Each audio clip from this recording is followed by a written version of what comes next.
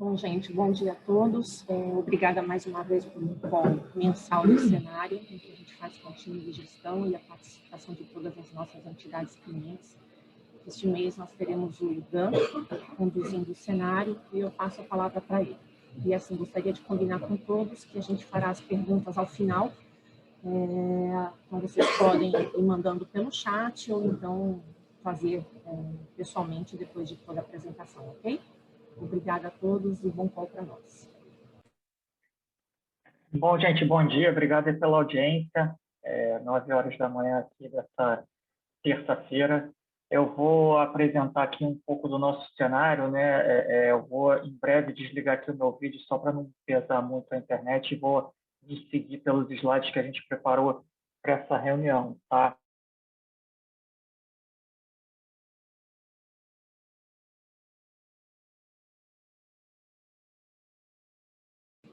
Tá.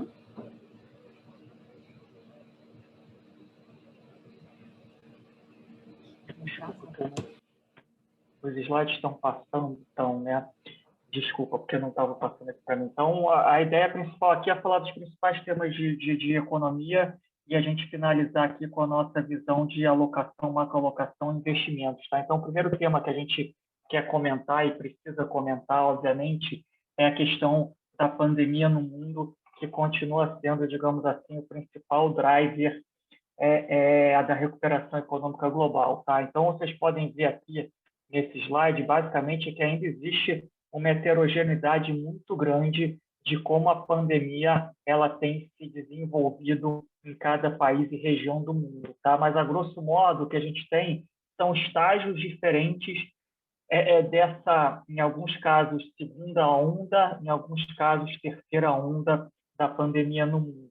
Mas o resumo geral, obviamente, que os países que estão mais avançados no sistema, no processo de vacinação, assim como a região da Ásia como um todo, que foi uma região que eu diria que teve uma primeira grande onda e a segunda onda foi bem mais modesta do que a gente viu acontecer na Europa e nos Estados Unidos, eles estão mais avançados no ciclo de contenção da pandemia, e quando a gente chega aqui, principalmente para os países emergentes, principalmente para a América Latina, a gente ainda tem uma situação que é bastante fragilizada.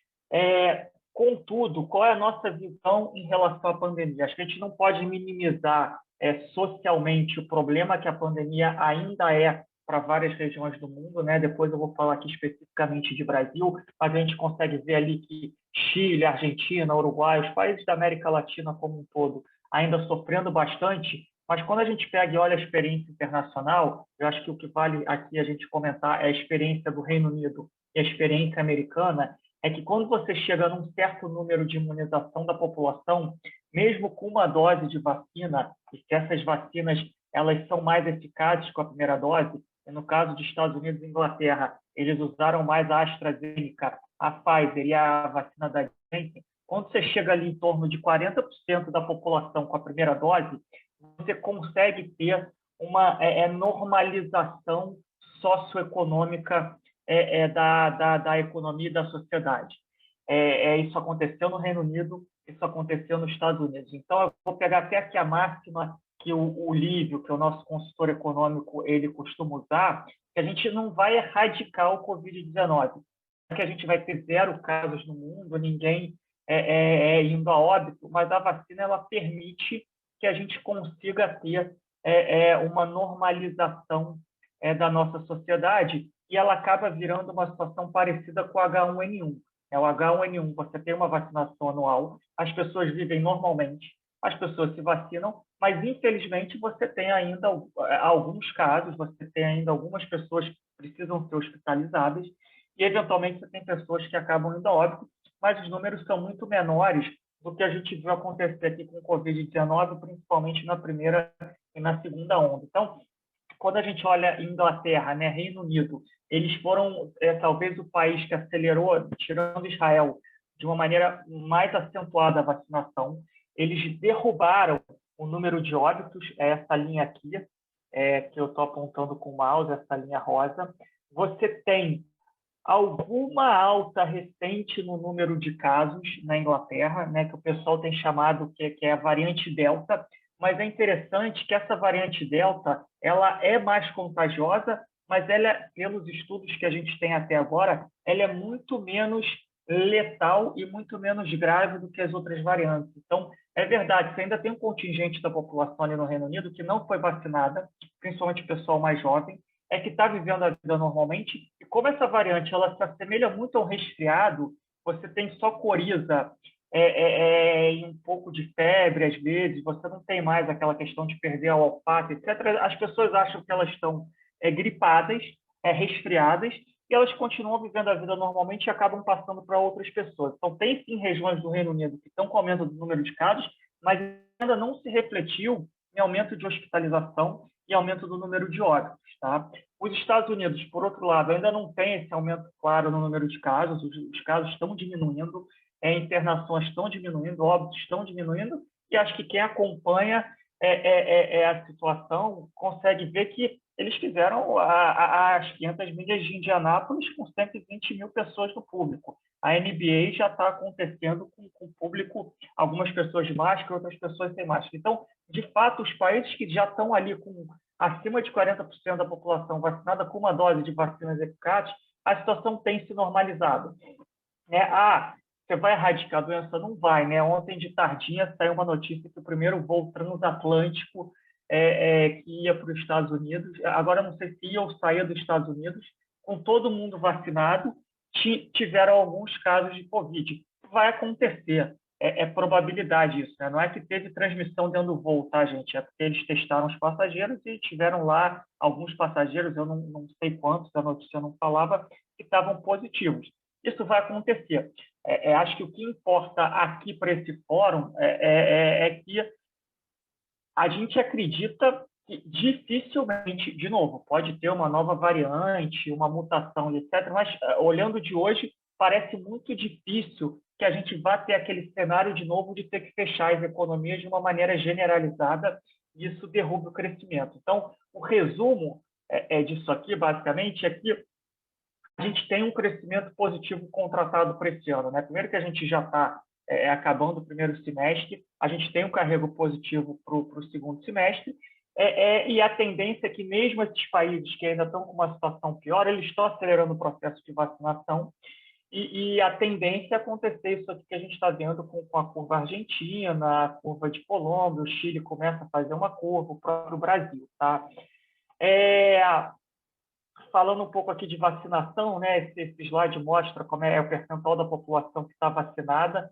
Né? A gente vê aqui o que eu falei de Reino Unido, de Estados Unidos, né? Você não precisa ter 70%, 80% da população vacinada para você voltar a uma situação normal, né? Contanto que você tem ali uns 40 com uma boa vacina, com uma vacina eficaz, você já consegue reabrir a sua economia e não afetar mais esse processo de recuperação do crescimento.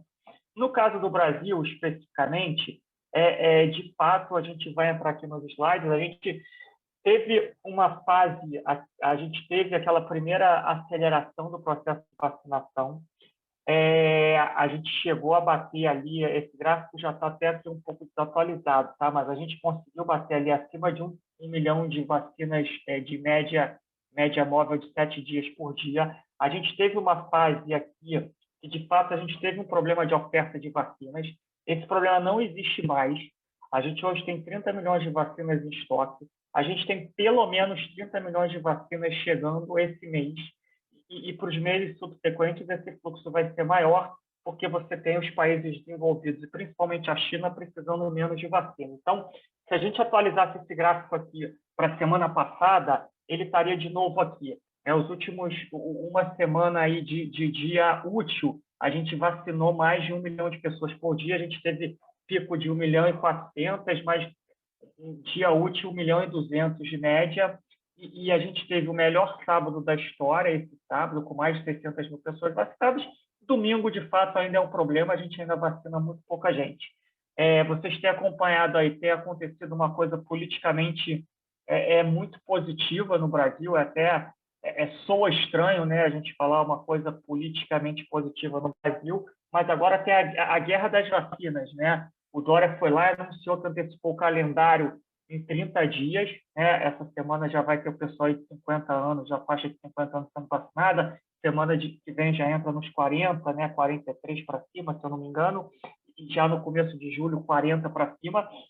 No mesmo dia, né, você vai lá no Twitter e procura, o Eduardo Paes já respondeu Dória dizendo: Dória, segura aí que eu vou vir com novidade e eu vou passar à tua frente, vou acelerar aqui meu calendário. Então, de fato, a gente não tem mais um problema de oferta, a gente pode ter alguns problemas de organizacional, né? Acho que nas capitais não falta vacina, né? Acho que fez aí o dever de casa, passou nos postos de saúde, a gente consegue ver que estão vazios, não tem muita fila. Pode ser que essa semana tenha alguma coisa nesse sentido, porque a gente ampliou bastante aí o calendário de vacinação.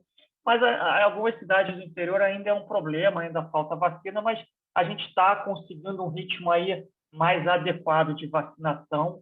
E se a gente cumprir esses calendários que os prefeitos e governadores estão prometendo, tudo indica que nos próximos 2 meses a situação no Brasil vai estar bem mais positiva nesse sentido, tá? Aqui é um pouco o cronograma de entregas, né, que a gente falou. A gente vê aqui que no terceiro tri desse ano começa a ser entregue uma quantidade expressiva de vacinas, e aí é aqui que a pandemia deve acabar no Brasil.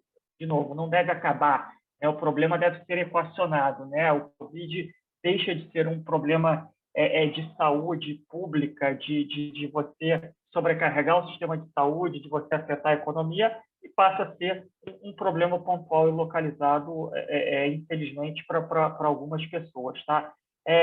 Junho, esse cronograma de 50 milhões talvez não seja cumprido, talvez fique mais para 30, 35 milhões, mas a gente vê aqui que o terceiro TRI é onde a gente resolve estruturalmente esse problema, tá? Então, o resumo da história aqui de pandemia, tá?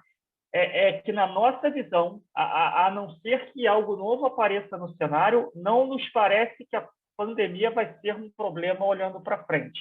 Vai ter umas diferenças aí de recuperação, de vacinação, vai ter dia que vão diminuir aí no Brasil a oferta de vacina, depois vão aumentar, a vacina da agência não chega, isso faz parte, infelizmente faz parte, mas não parece que a gente vai ter um problema pandêmico, né? A gente pode ter outros problemas, né?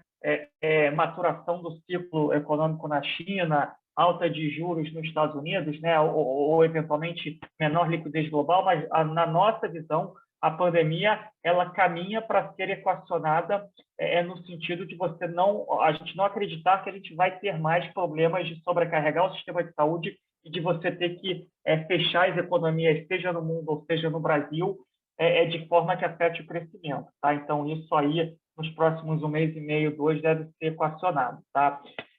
Falando aqui de mundo, tá? Inflação, atividade e estímulos, tá? O cenário é um cenário bastante positivo de crescimento econômico. De novo, o crescimento está contratado, né? Exceto por uma novidade aí, a gente vai ter uma economia americana crescendo 8%, uma China crescendo 9%, a economia da Europa crescendo mais de 6%. A gente tem visto aí, a gente vai falar de revisões de crescimento no Brasil. Então, o crescimento baixo não parece que vai ser um problema. A gente tem uma questão de inflação e uma grande ponto de interrogação se a inflação que a gente está convivendo ela é uma inflação transitória ou não, tá? E infelizmente eu não tenho resposta disso para vocês, né? A gente não tem essa resposta ainda. Pegando o CPI, né, a inflação americana, o núcleo da inflação, Core CPI, que saiu na semana passada, surpreendeu de novo positivamente as expectativas do mercado. Quando a gente olha o qualitativo do número, de fato, 70% a 80% da surpresa altista ainda é em itens que parece transitório, né? Vou dar um exemplo aqui que todo mundo usa: carros usados, né? Vocês estão acompanhando, a gente tem a falta de insumos globais para a produção de carros novos, né? Está faltando chip no mundo para a produção de carro. Então, os carros usados estão subindo o preço aí 10% ao mês, porque não tem carro novo para comprar, as pessoas estão voltando a viver a vida normalmente, estão comprando carro usado. Isso tem respondido aí por quase 50% da surpresa inflacionária nos Estados Unidos. Agora, quando você olha mais no detalhe, por debaixo da superfície, já começa a ter algum espalhamento de inflação, né? Um outro item que tende a ser mais estrutural é um item chamado Owner's Equivalent Rent, que é uma medida de inflação de aluguéis. Ele já está mais alto nos Estados Unidos, e esse é um indicador que tende a ser mais sticky, né? Que o pessoal diz é mais estrutural. Não é que ele sobe um mês e cai no outro, ele tende a permanecer por um tempo. E quando a gente olha o mercado imobiliário americano, de fato, você tem aí uma questão de oferta baixa de imóveis, então pode ser que a gente tenha uma inflação mais alta. Então, amanhã tem reunião do Banco Central americano, decisão do Fed, né? Ontem, Financial Times e Wall Street Journal vieram com notícias de que o Fed poderia finalizar o começo, não vou dizer antecipado, mas antes do que o imaginado, de um processo de normalização monetária. Mas acho que o que a gente tem que ter em mente é que, para mercado, o que importa é a velocidade desse processo mais do que a direção. Eu acho que o mercado hoje já embute aí uma alta de juros antes do que o Fed diz que ele vai fazer, e o mercado já espera que ele diminua o quantitative easing antes do que o Fed diz que vai fazer. O que vai surpreender o mercado é que tem a impressão que o Banco Central está atrás da curva, que foi um pouco o que aconteceu aqui com o Brasil, né? Só fazendo uma breve retrospectiva de Brasil. Até o virada do ano, começo desse ano, o Banco Central dizia que a Selic ia ficar em 2%, a perder de vista, e o mercado falava, não vai, a inflação está subindo, você está errado, e a curva já embutia ali Selic de 5%, 6%. Aí, em menos de um mês, o Banco Central teve que mudar o discurso e subiu a primeira reunião 75 basis points, e não 0,25 ou 0,50 para o início do ciclo, e continuou um ciclo de 75 basis de alta, mas indicando que o ajuste seria um ajuste parcial de política monetária. Agora, para a reunião de quarta-feira, o mercado já debate que esse ajuste não deve ser parcial. Esse ajuste deve ser um ajuste total de taxa Selic, e o mercado já embute hoje uma Selic acima de 9% em menos de um ano e meio e acima de 10% em 3, 4 anos. Então, o risco nos Estados Unidos é esse, porque os Estados Unidos ele acaba sendo o banqueiro central do mundo. De fato, a gente tem alguns ativos de risco que estão em preços, não vou dizer caros, mas estão em preços que só são justificáveis com uma política monetária expansionista, uma política fiscal expansionista a perder de vista. Então, o Banco Central americano, ele indicar no comunicado dessa semana de que ele não vou subir juros em 2024, vai ser em 2023, eu acho que pode criar alguma volatilidade por prazo, mas não muda muito o cenário. O que vai mudar o cenário é se a gente chegar mês que vem, tiver mais um core CPI muito mais alto, o qualitativo for ruim, o mercado olhar para o lado e falar o Fed errou a mão. Ele vai ter que subir os juros ou diminuir a liquidez muito mais rápido do que o antecipado. Então, acho que esse é um risco. E a outra questão é o fiscal, né? A gente, à medida que o tempo passa, o impulso fiscal vai ficando menor, né? Eu falei um pouco aqui, né? A China já está num estágio do ciclo econômico mais maduro do que Estados Unidos e Europa. Eles já estão adotando medidas pontuais e localizadas de restrição no mercado, política monetária, política fiscal e política creditícia. PIB vai ser ali em torno de, ou até mais de 9%. Por enquanto, são medidas pontuais. Inflação na China, o PPI está muito alto, o CPI não está tão alto assim, mas acho que o cenário em si é um cenário construtivo para crescimento. A gente tem que tomar um pouco de cuidado, porque parte disso já está precificado. E os riscos, acho que são esses que eu falei aqui anteriormente, né? Maturação do ciclo econômico no mundo. Quem está mais na frente disso é a China. Acho que os Estados Unidos está atrás, a Europa vem depois, os emergentes lá atrás. Então, a gente tem que tomar um cuidado com essa maturação do ciclo. 2, o risco inflacionário, né? O risco de overheating, de superaquecimento da atividade econômica global e principalmente dos Estados Unidos. E acho que o terceiro risco, que a gente acha que a probabilidade é bem mais baixa, é o risco da pandemia, né? A gente está vendo aí o desenvolvimento dessa variante Delta no Reino Unido, mas a gente acha que esse risco é um risco muito mais baixo do que os 2 riscos anteriores, tá? Mas, de maneira geral, esses são apenas riscos, não são cenário base, o nosso cenário ainda é um cenário de que a gente deve ter uma janela ainda positiva para a economia global e para mercados, pelo menos nos próximos 3 meses, quiçá esse segundo semestre do ano. Tá? Aqui é um pouco confirmando o que a gente está falando, né? Um heat map, é um mapa de calor de PMI, que é um dos indicadores mais online que a gente tem de atividade. A gente vê que o vale da crise foi em abril do ano passado, né? A pandemia começou em fevereiro, na Ásia, atingiu a Europa final de fevereiro, começo de março. Abril foi quando atingiu o mundo todo, quase todas as regiões do mundo fechada. Maio começou a recuperar e a gente veio nessa crescente. A recuperação hoje ela é bastante espalhada, tá? Aqui é um pouco que a gente comentou, né? Falei aqui do Core CPI, foi 3,8, né? Já comentei bastante aqui do qualitativo. De fato, as treasuries desse gráfico também estão um pouquinho desatualizadas. Elas chegaram a tocar 1,80. Semana passada, mesmo com o Core CPI alto, ela bateu 1,40 baixo. Ela ontem chegou a subir de novo para 1,50. E, de novo, o que incomoda o mercado não é a direção, é a velocidade. Então, quando a Treasury fez esse movimento aqui muito rápido, de fato, a gente teve um período de volatilidade maior dos ativos de risco, a gente teve uma queda ali da Nasdaq, que é um nicho de mercado de tecnologia, de growth, que sente mais alta de juros, mas se essa alta é gradual, né, quando veio desse 0,6 para esse 1 e pouco, o mercado não sentiu, as bolsas subiram, os spreads de crédito fecharam, mas quando a derivada cresce muito, isso é um problema. Então, a gente tem que estar mais preocupado com a derivada de alta das taxas de juros do que com a direção propriamente dita. Tá? Entrando aqui em Brasil,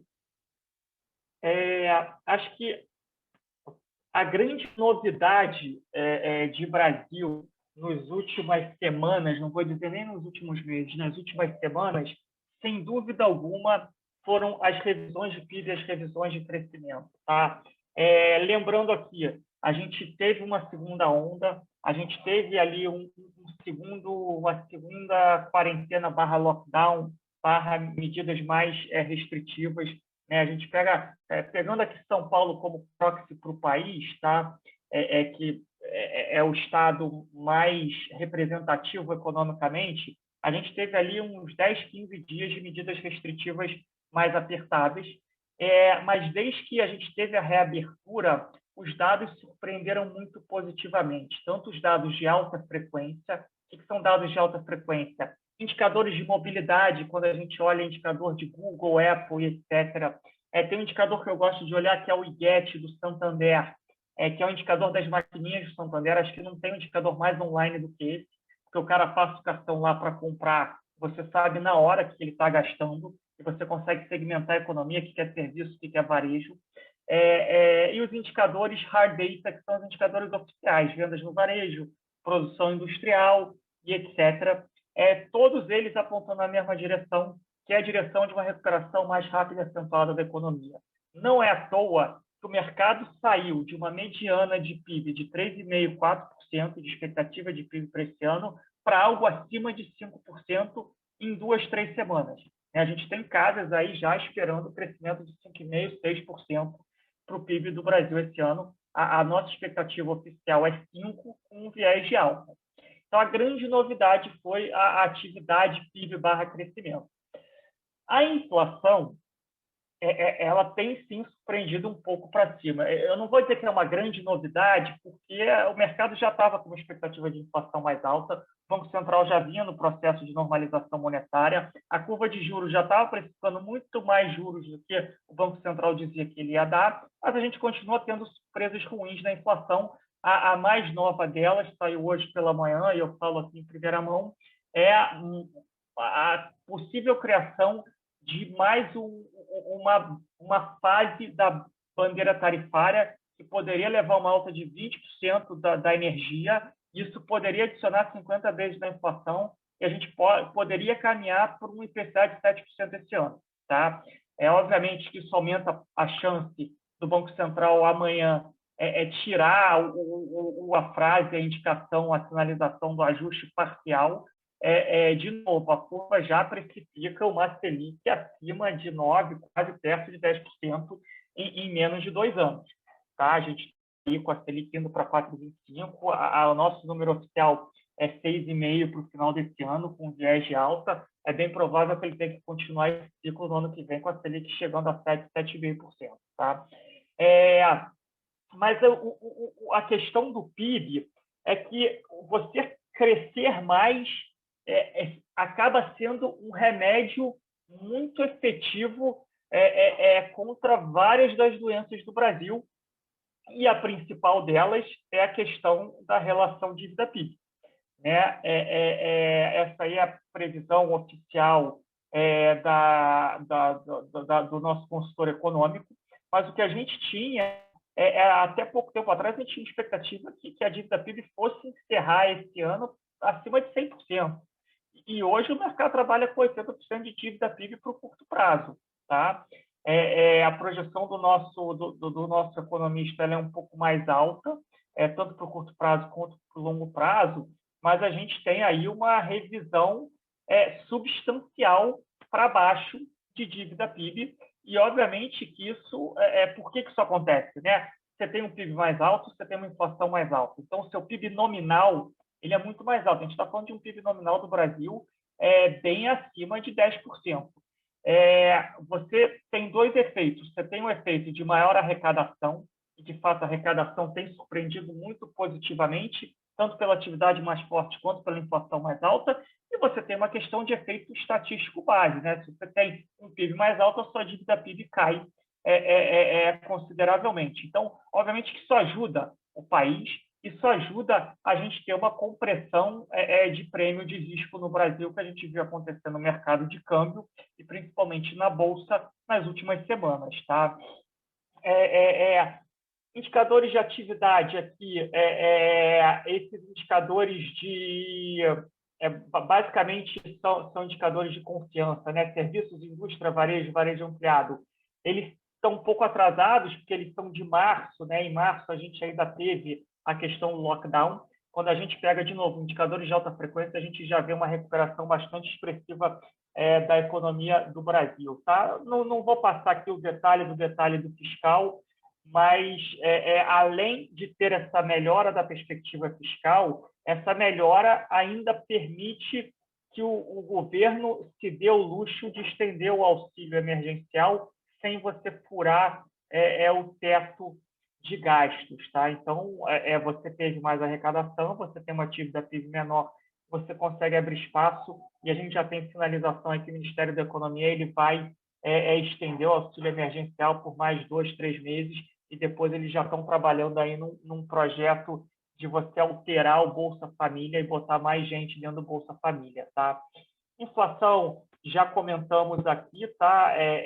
Com essa nova questão aí da energia, que não deu tempo de atualizar, saiu hoje cedo, agora há pouco, a gente pode ter o IPCA perto de 7% no final desse ano, e isso acho que é um vetor adicional que pode levar o Banco Central a continuar o ciclo de ajuste de política monetária, e a gente pode ver uma Selic mais alta aí no curto prazo. Tá? Passamos por isso aqui. Isso aqui nossas expectativas atualizadas. A única coisa que não está atualizada aqui é esse PCA, que pode ser algo mais perto de 7 do que de 6. Tá? Selic 6,5, ano que vem você continua o ciclo 7,5, e o PIB perto de 5%, ano que vem é 2%. Esse PIB aqui é viés de alta. Tá? Bom, encerrado aqui a parte de economia, vou entrar aqui na parte de alocação. Tá? Vou passar aqui. Não vou passar todos os slides. Tá? Falando um pouco aqui da parte de câmbio, a gente tem adotado uma postura neutra no mercado de câmbio já há alguns meses. Tá? E a despeito da gente ter a sensação de que nas últimas 2, 3 semanas, óbvio, o câmbio saiu lá de 5,80 para perto de 5, né? Chegou a bater 5,03 semana retrasada, fechou a semana passada ali 5,11, 5,12, ontem voltou ali para 5,06, 5,07. mas se a gente pegar um gráfico de 6 meses a um ano do real, tirando pontos específicos que ele foi acima ali dos 5,80, né? Chegou a bater 5,96, e pontos específicos que ele foi no 4,80, no começo desse ano, se eu não me engano, ele tem ficado ali no 5,50 por bastante tempo. Então, ele está com bastante volatilidade, sim. É óbvio que a volatilidade excessiva do câmbio não é bom para a economia, mas ele está com muita vol no 5 com 5,50. Depois eu peço para vocês fazerem esse exercício de pegar um gráfico do câmbio e olhar uma janela aí de 6 meses a um ano, e vocês vão ver que isso está acontecendo. Então, a gente vê, sim, forças que podem levar o câmbio para baixo de 5 no curto prazo. Eu acho que toda essa melhora de crescimento, a liquidez global ainda está abundante, alta de commodities, melhora dos termos de troca, Selic mais alto, etc. Mas a gente também tem argumentos que nos faz acreditar que a gente não vai ver um câmbio de 4 e baixo. Né? Por quê? A gente acha que vai ter uma redução de liquidez global em algum momento do segundo semestre desse ano, principalmente no ano que vem. A gente acha que o ciclo ali, ele tem uma maturação orgânica dele, os commodities não vão subir para sempre. Né? Tem uma frase que eu ouvi o Rogério Xavier falar uma vez: as árvores não crescem para o céu, então não tem como as commodities subirem para sempre. A gente acha que está num ciclo bom, o crescimento ainda vai ser positivo, mas uma parte da melhora dos termos de troca já aconteceu. Então, assim, a gente acha que se a gente tivesse que apostar, que é um pouco o que a gente faz aqui, né? Não é apostar, mas colocar na reta, é que o câmbio vai cair, né? Talvez 4,80 com 5,80. É uma banda larga, a gente sabe, mas a gente não consegue ter uma visão clara. O dólar vai ser mais fraco estruturalmente, vai voltar para o 4. Putz, vai chegando que vem, tem eleição, a gente acha que a economia vai estar melhor, sim, mas tem um processo eleitoral, vai ser um processo tumultuado. Então, a gente continua achando que essas bandas vão ser respeitadas. E o mesmo vale lá para fora, né? O próprio euro, se a gente pegar aqui como proxy do dólar global, né? Está tendo um momento de dólar mais fraco no mundo, o euro voltou ali para 1,21 e alto, 1,22, mas a Europa está numa fase melhor, estava atrasada no processo de recuperação, na vacinação, ela está passando por esse processo agora, mas a gente acha que os Estados Unidos estão na frente do ciclo, vão começar a tirar liquidez antes do que o Banco Central Europeu, então a gente não consegue ver o mercado de câmbio no mundo romper para nenhum dos lados.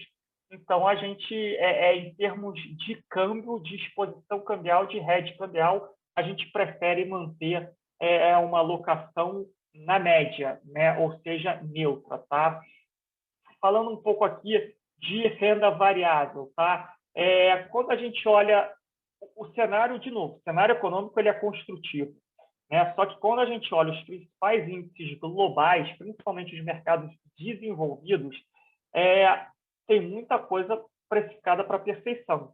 A perfeição ela pode acontecer durante vários meses, mas a gente não acha que o risco-retorno seja atrativo, principalmente quando a gente olha a Bolsa Americana e bolsas desenvolvidas, índices, né, como um todo. Tá? Então, a gente não vê hoje trigger para a gente ter uma correção grande desses mercados. Pode acontecer, tá? O Banco Central americano pode surpreender amanhã. A gente acha que não é o cenário básico. Mas a gente tem que ter em mente também que valuation esticado e posição técnica ruim, sozinhos, eles não mudam a tendência de mercado. Eles podem gerar espasmos de volatilidade, eles podem gerar acomodações, realizações de lucro, mas não mudança de tendência. Então, quando a gente olha vários indicadores, né, aqui tem o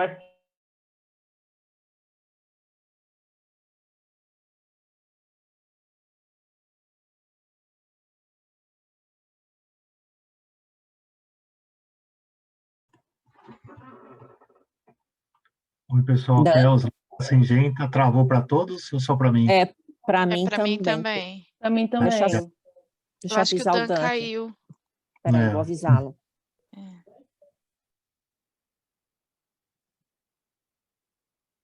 Queira, quando a gente olha, eu vou passar um pouco aqui Dan. nos slides. Dan, Oi. Só uma coisinha, você caiu, você ficou uns 2 minutinhos mudo para todo mundo. Tá bom, aonde eu parei? Eu Eu acho acho que que você estava estava... falando a questão do valuation, que isso não afeta a Exatamente. tendência, né? Tá bom. Então, o que eu estava falando é que valuation, posição técnica e preço esticado, eles não mudam tendência. Eles podem gerar espasmos de volatilidade e eles podem gerar acomodações ou realizações de lucro. Mas para você ter uma mudança de tendência, você precisa ter uma mudança de cenário, né? Ou você tem uma perspectiva de piora no crescimento, ou você tem um aperto mais rápido das condições financeiras, e etc. E uma coisa que a gente precisa lembrar é que, como a economia está crescendo e as empresas estão entregando resultado, se o mercado ficar de lado, né, pega assim, o S&P, se o S&P ficar no mesmo preço que ele está até o ano que vem, ele começa o ano que vem mais barato, porque as empresas cresceram ali 10, 15, 20, 30%, dependendo da empresa. Então, você não precisa ter uma queda para o mercado ficar barato. Mas como a gente tem aqui mandatos globais, a gente não é obrigado a investir no S&P ou investir na Nasdaq, né? A gente pode investir em gestores de valor global, a gente pode investir em fundos emergentes e assim sucessivamente, tá? Então, depois eu volto aqui um pouco em Brasil, mas quando a gente olha globalmente, a gente prefere manter uma posição neutra, Estados Unidos, Europa e Japão, né? A gente acha que tem coisas ainda baratas, mas quando a gente olha o mercado como um todo, o nível de preço, parece perto do cenário que a gente tem hoje. Se tiver alguma mudança de cenário, a gente fica um pouco mais preocupado, mas a gente não vê nenhum trigger específico de curto prazo. Mas a gente prefere gestores de valor, gestores que não vão estar indexados, porque a gente acha que os índices têm algumas pegadinhas. O movimento que a gente fez esse mês foi de aumentar a recomendação em bolsas emergentes, principalmente porque a gente observou uma realização de lucros na Bolsa da China, né, ou nos índices de Bolsa da China, muito em função, maturação do ciclo econômico, dois, alguns problemas específicos no mercado de crédito, e três, ingerência do governo nas big techs chinesas.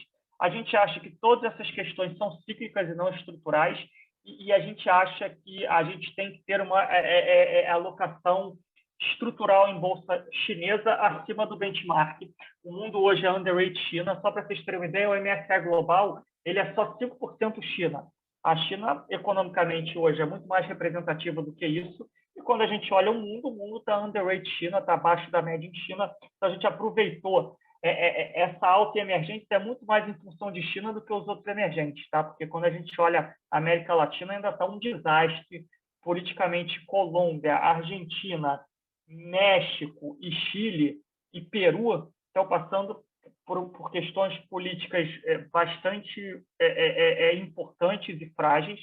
Mas quando a gente olha para a Ásia e para a China, a gente quis aproveitar essa realização de lucros da Bolsa Chinesa e aumentar essa nossa alocação. Em Brasil, essa nossa alocação acima da média já vem há algum tempo, e aí vai um pouco do que a gente estava comentando aqui anteriormente. Primeiro que o PI da Bolsa Brasileira não está caro. Obviamente que tem coisas aqui que parecem estar caras, principalmente as coisas mais ligadas a growth e a tech, mas quando a gente olha o Bovespa como um todo a 13 vezes, ele está na média histórica, ela não está nem acima da média histórica. Quando a gente olha as bolsas do resto do mundo, estão todas acima dos picos históricos, nos highs históricos, então o Brasil está barato. Quando a gente olha para os setores cíclicos, estão muito baratos. A gente está falando aí de metals and mining, 5 vezes lucro. A gente está falando de commodities como todo, 5,7. Né? Oil, 6,4. Bancos, 8, 8,3. Né? Então, assim, a gente vê muita oportunidade em Brasil. Os próprios domésticos a 14 é barato, porque tem muita coisa doméstica que já operou a 30, 35, 40 vezes. Então, a gente vê muita oportunidade na Bolsa Brasileira. Não é à toa que a gente pega um dia como ontem, que saiu a notícia aí da aceleração da vacina em São Paulo. O que subiu na Bolsa ontem? Shopping, varejo e bancos, que são setores cíclicos locais que se favorecem essa reabertura. Então, a gente mantém uma visão aí bastante positiva renda variável no Brasil, a despeito da alta recente. Tá? Eu gosto sempre de falar que os 130 mil pontos do Ibovespa hoje não são comparáveis a 130 mil pontos do Bovespa há 2 anos atrás. Talvez os 130 mil hoje sejam os 90 mil de 2, 3 anos atrás, porque as empresas cresceram aí 20%, 25% ao ano. Então, por valuation, a gente está mais barato do que era 2, 3 anos atrás, a despeito do valor nominal, do índice nominal, está nos picos históricos. Tá? Renda fixa aqui, vou passar ali, falar um pouco aqui da nossa inclinação em cada um dos setores. Tá? A gente tem visto as emissões de high grade, o mercado de emissão mais aquecido de novo. Não dá para generalizar, né, que está tudo muito caro, mas os spreads já fecharam bastante. Ainda tem coisa atrativa nesse mercado. Tá? Então, para vocês terem uma ideia, quando a gente falava com os fundos high grade antes da pandemia, o carrego desses fundos era CDI mais 0 alguma coisa, o carrego bruto era CDI mais 0,9, CDI mais 1%. Quando você tirava a taxa de administração e taxa de performance, os fundos iam entregar sempre pouquinho do CDI. Hoje, o carrego desses fundos já é bruto CDI mais 2, 2,5, ele vai te entregar alguma coisa melhor em termos líquidos. Então, a gente ainda não voltou na média para o pré-pandemia, então ainda tem alguma coisa para carregar, mas a gente já começa a ver muita emissão saindo com taxa muito apertada e com durations mais altos. Tá? A gente, de novo, o cenário é bom, então ainda tem um carrego bom, mas a gente não quer estar acima da média, a gente está na média aí nos créditos high grade. De novo, não tem trigger para piora, economia crescendo, as empresas crescem, as empresas não têm dificuldade em honrar suas dívidas, então o cenário é bem tranquilo.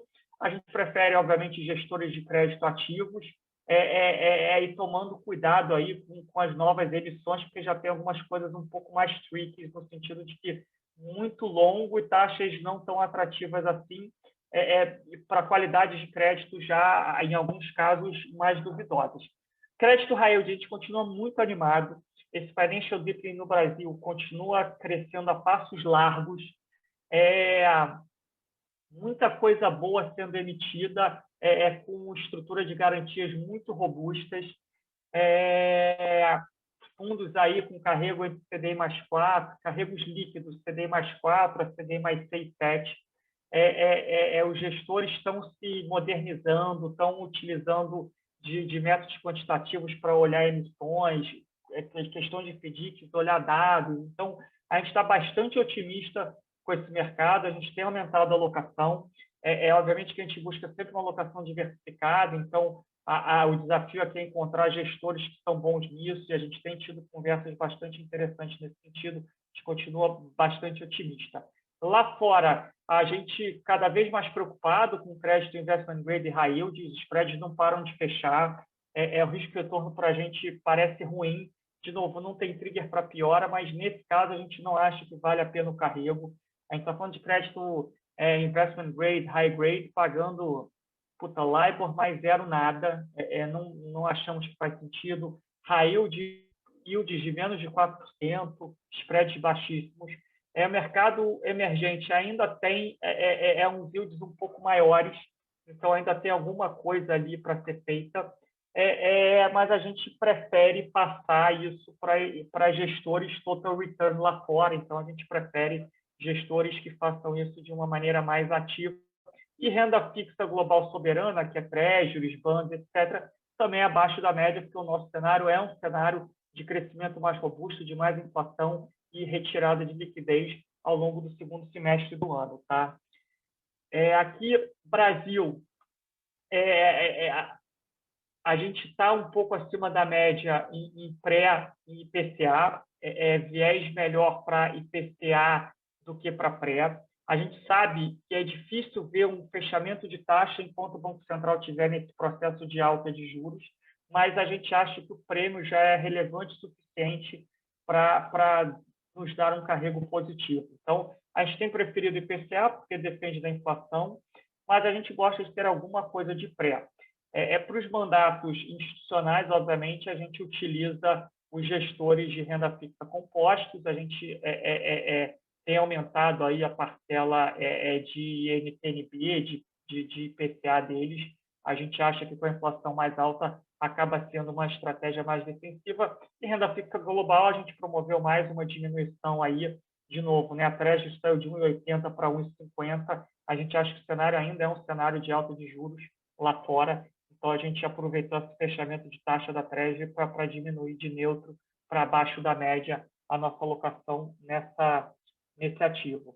E para finalizar aqui, a parte de alternativos, tá? Brasil, multimercado abaixo da média, acho que todos já sabem a nossa postura aqui da gente tá diminuindo os multimercados macro, aqueles caras que são muito focados em Brasil, está aumentando os fundos total return, que fazem mais bolsa, né? Seja long short, total return ou long bias, mas a gente está levemente abaixo da média.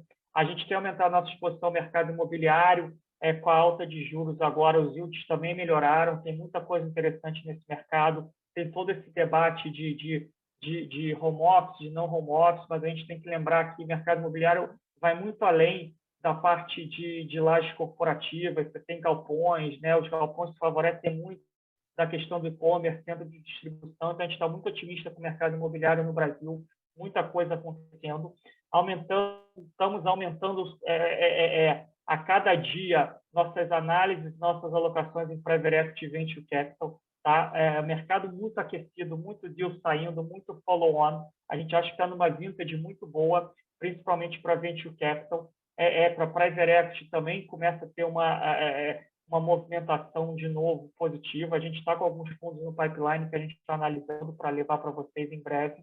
Commodities, a gente já falou aqui, né? Está num ciclo positivo. Não é muito a praia dos institucionais, porque, infelizmente, a legislação ainda não permite, mas a gente tem feito alocações muito boas em hedge funds lá fora. Quando for o momento, a gente já vai ter um produto para mostrar para vocês. Já tem um produto rodando desde o final do ano passado, desde agosto do ano passado, um fund of funds de hedge fund. E imobiliário global, a gente está neutro, né? O mercado subiu muito lá fora, tanto Estados Unidos quanto Europa e outros países, né? Austrália, Nova Zelândia. Tem um problema de oferta, né? Você tem uma oferta baixa que está pressionando preços para cima, então a gente prefere ficar neutro. Mas, no geral, a gente acima da média em alternativos, a gente acha que o cenário que a gente está, que é um cenário que a gente vai ter mais movimentação de política monetária, de menos fiscal, tende a ser um cenário de mais volatilidade e um cenário onde você tem mais assimetrias. Então, os investimentos alternativos, eles dão mais flexibilidade e os bons gestores vão conseguir se apropriar dessa volatilidade a favor da performance, tá? Então, com isso, eu encerro aqui a apresentação. Obrigada a todos, bom dia.